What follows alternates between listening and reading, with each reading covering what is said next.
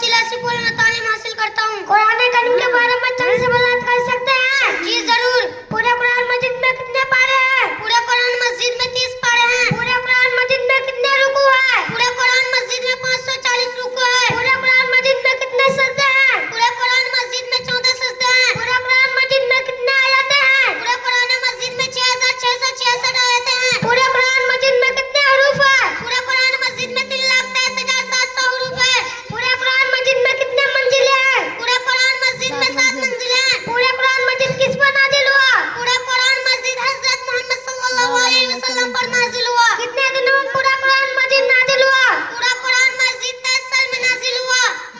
पूरा कुरान मजीद हजरत मोहम्मद सल्लल्लाहु अलैहि वसल्लम से एक मरतबा उतरा, ये थोड़ा थोड़ा नाजिल हुआ। कभी एक आयत है, कभी 2-4 आयत है, कभी 100 सूरत। जैसी सूरत पढ़ता गया उतरता गया।